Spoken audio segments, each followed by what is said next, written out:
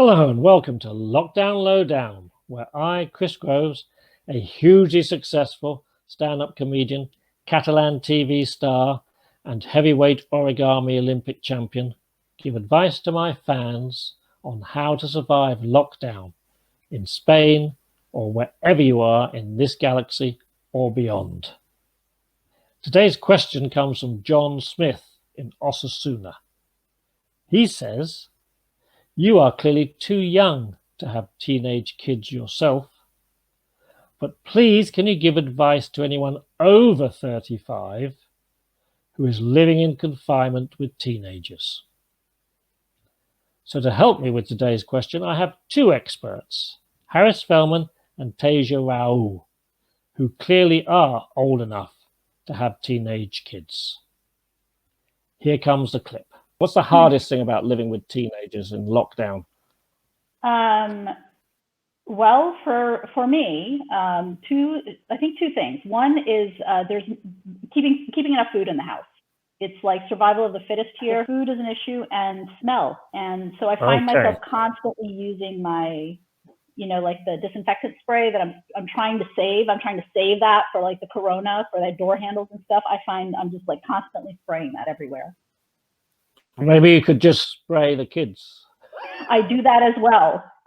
Spray them. Okay. They are used to me just kind of jumping them when they come out of their bedroom and just spraying them down. I was going to say, sometimes open their door and yell they need food, but they actually don't even bother opening their door. They just yell, or they'll use WhatsApp or something like that to say, when are we eating? I give them my credit card. I'm like, you want something, go to the store.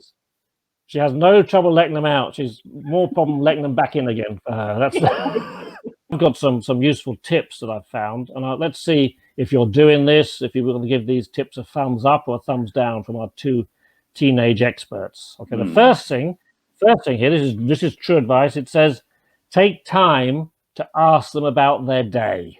Do you do that, Harris? Do you talk to do you ask your teenagers how their day's been? I talk to them. My daughter has no interest whatsoever in leaving her room, much less the house. But so we have to pry her out just to get So she's taking the lockdown very seriously. She's being a model citizen. I say yes. Check in on your kid at least every other day. Make sure they're not having a meltdown. Get your kids to share the household chores. Look at that happy girl washing up with her dad. Are they helping around the house? Have you got them doing jobs? Teja, what's Yeah, so I had kind of a mom meltdown this past week. When you reach a breaking point, they will actually throw a sock out of the bedroom. They're good boys. They're good boys. Don't get me wrong. Like, they're clean. They'll clean up and all that stuff. So my strategy as a father is to keep my office door shut. They're definitely taking on a few more responsibilities than they would if they weren't physically leaving. I mean, because what else is there to do? Like, they don't have anything. Right. So it's like, you know what? You put the dishes away.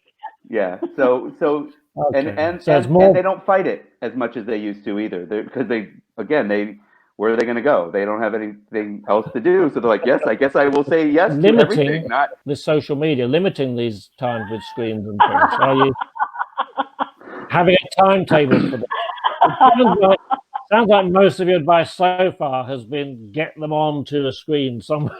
Here's the problem. Are you following a timetable or? No. So here's the problem with that. If I limit their social media, it means I have to limit my social media. As you said, you've developed an addiction, no, Teja, this last few days? Yeah. I'm not proud of it. I'm addicted to TikTok. Yes, I'm in the hashtag over 40 on TikTok. Okay, so that's a possible tip. Rather than trying to make your teenagers behave better, you can just go down to where they are and get on better that way. Getting them to do other things. Like it says, start playing board games. Oh, yeah. We played poker. We played poker with the kids. I won. I won their allowances back. No, just kidding. But we did play poker. Twister. I played Twister just yesterday. With your kids? With my younger son, yes. Why is that weird? Like that face? I don't know what kind of Twister you play, Harris. But I played normal Twister as it's Okay. intended to be played without a filthy mind. Okay, so Twister, but Twister with two smelly teenage boys does sound a bit of a challenge. No, just one, just a little one. The big one, Okay. I can't get him. I've tried to get my kids to do things. I think the problem is I try to get them to do things I want to do, which is like TikTok dances, balcony parties at 8 p.m. And they're not interested. Family time, having some quality family time with your kids. Okay, who's going to jump in there? Should we just move on to the next question? Yeah. I suspect that my family's having quality family time when I'm not there. I think that's probably what they hobbies. Get them to try a new hobby, and this is true here. The website I looked at said, for example, knitting. So my younger son actually does knit. He taught himself. Yeah, he taught himself to knit thanks to YouTube, and he's a proud knitter. He has a whole bag with like 20 different kinds of needles. I should point out, probably knitting is the only time where it's good to say my child has a bag full of about 20 needles. Yes. Thank you, Harris, Teja. So what have you learned from today's show? Well, firstly, of course, I look too young to have teenage children.